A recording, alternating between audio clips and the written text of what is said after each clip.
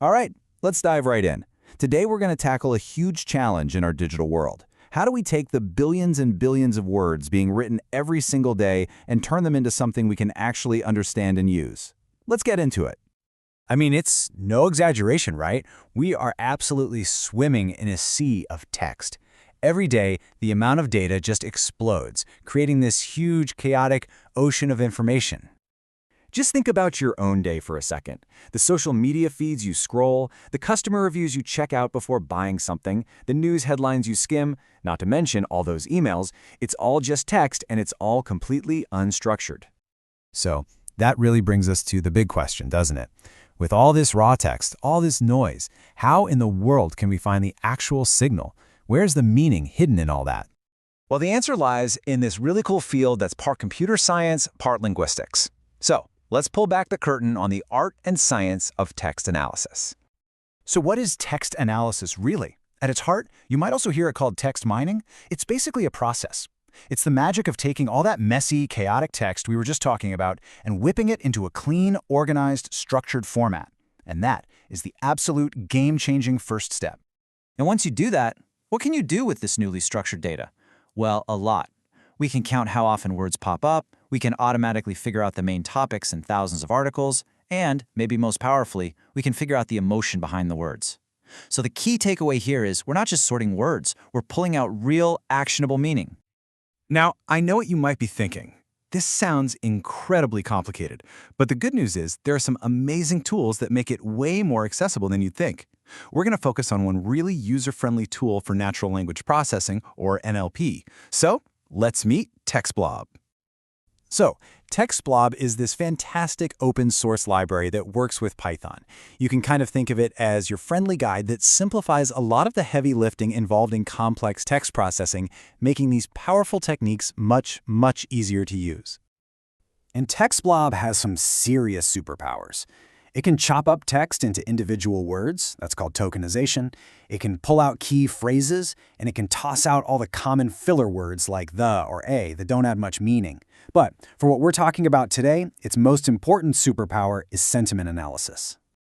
All right, theory's great and all, but let's see how this thing actually works in the real world.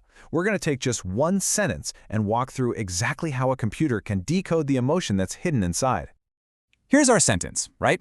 The food was delicious, but the staff was bad. Now, you and I as humans, we get it instantly. There's a good part and a bad part. It's a mixed review.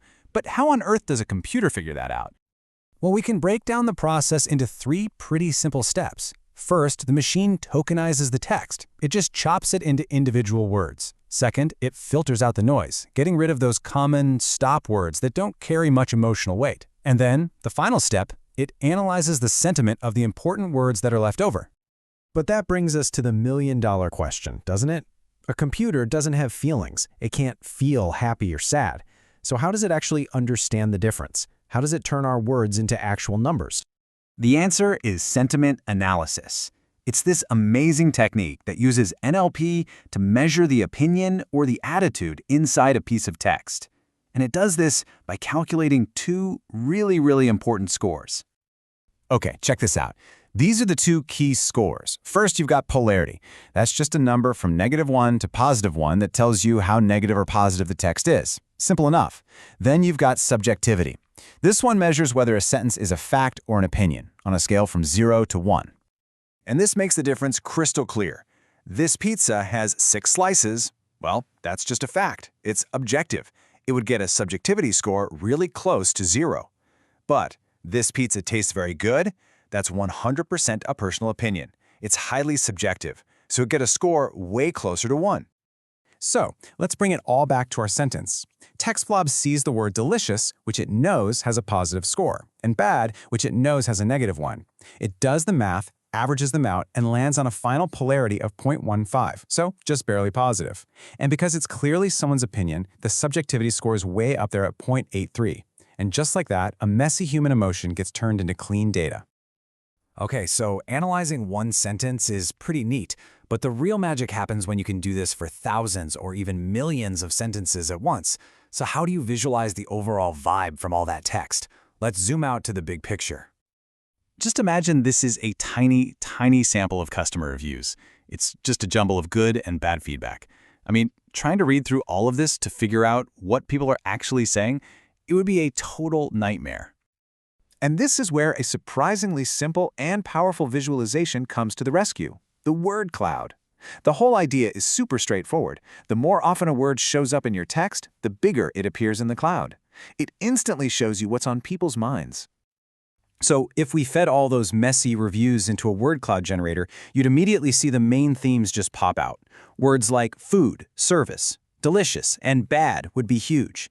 It takes that chaotic wall of text and turns it into an insight you can understand in like 2 seconds.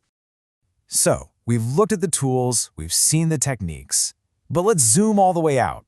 Why does any of this actually matter? What's the big picture here? Well, the impact is huge. Businesses can finally measure customer feedback in real time to get ahead of the competition. Social media companies can automatically flag dangerous content at a scale that humans could never manage. Even governments can get a better sense of public opinion by analyzing online discussions. This is basically a tool for understanding people at scale. And all of this leaves us with one last big thought. We're literally teaching machines to understand the most human thing about us, our language. And as this tech gets better and better, the real question isn't just what we'll learn from all the data, but what will we learn about ourselves in the process. Thanks so much for watching.